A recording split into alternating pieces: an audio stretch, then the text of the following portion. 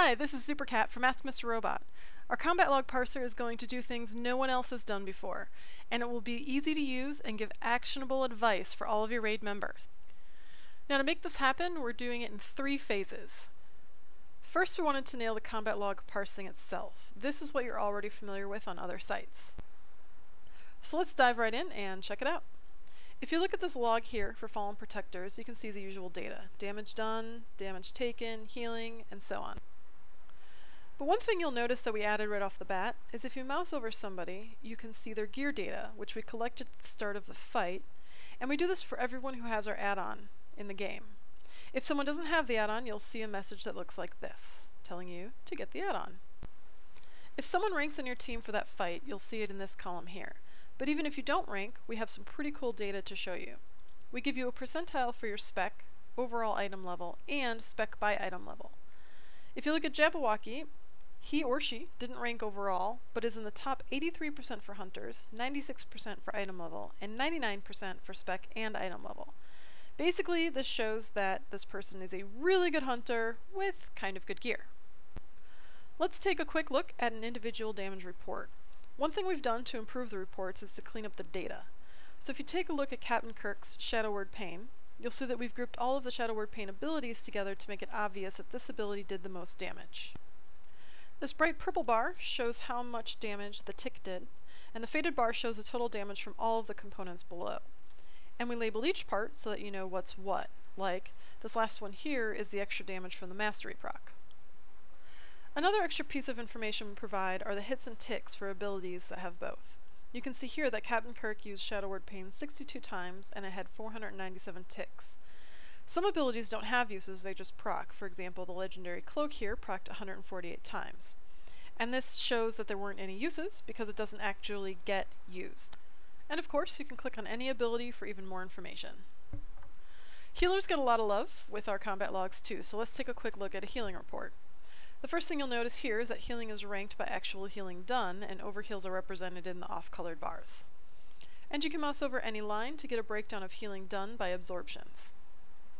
You'll also notice we took the extra effort to group the healing spells. For an example, here you'll see Spark of Life is grouped with Wild Growth, because Spark of Life is the Resto Druid's Tier 16 4-piece bonus that instantly heals targets of Wild Growth. And then if you look at Sarah's Gift, you'll see 2 lines. One is labeled as Self. This ability heals a druid every 5 seconds unless the druid is full health, so this breakdown is actually pretty useful to show how much of healing goes towards the person and to another target. And of course, you can click on the Targets menu to see healing that this player did on any particular target. The Dispel section has a few hidden goodies as well. If you've done the Fallen Protectors on Heroic, you'll know how devastating the Shadow Word Bane can be. Once it's cast, it has to be dispelled fast or it spreads. So this report shows that 26 Shadow Word Banes were cast on the players, and 22 were dispelled. 18 were dispelled in less than 2.5 seconds, and the average duration before being dispelled was 1.75 seconds.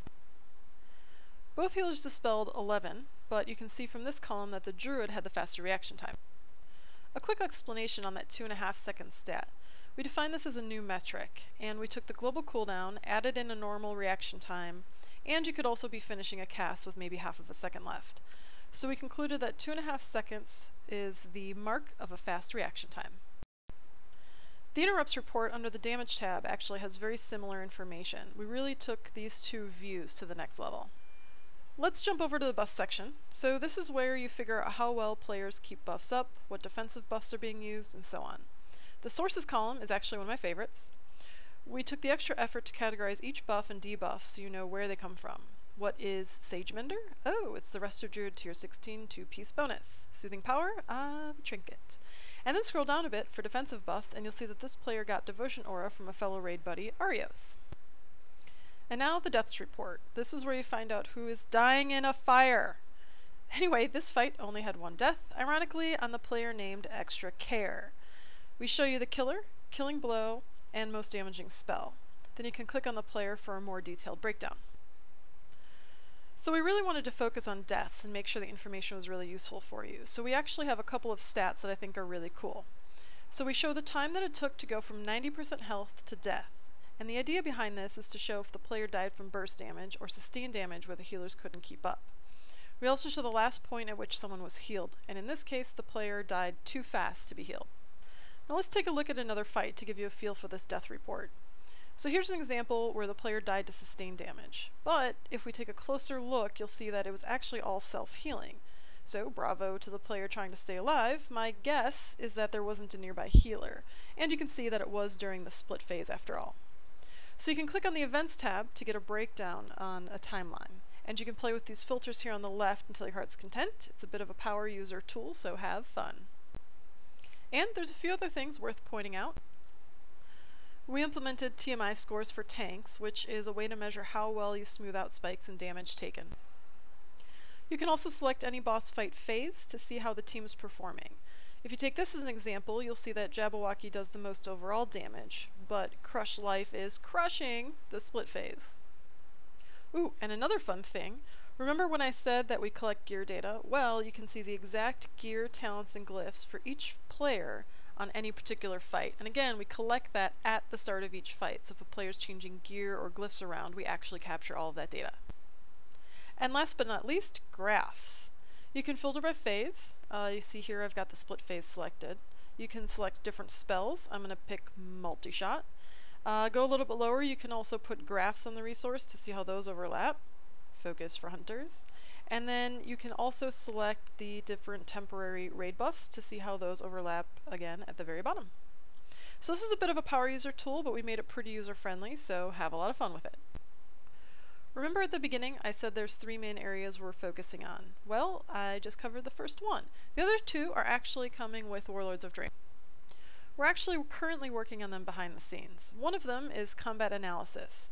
We want to analyze the fights for you and help you get better. The idea here is that instead of having you spend 15 or 30 minutes digging through the different combat reports, we do it for you and then present a summary with actionable items. And the other thing we're building out is a statistical analysis tool. So we'll be getting a lot of data from all the different combat logs people upload, and what we want to do is take all of that data and aggregate it to figure out some really cool stuff. That's it for now, so go to beta.askmrrobot.com/combatlog to give it a try.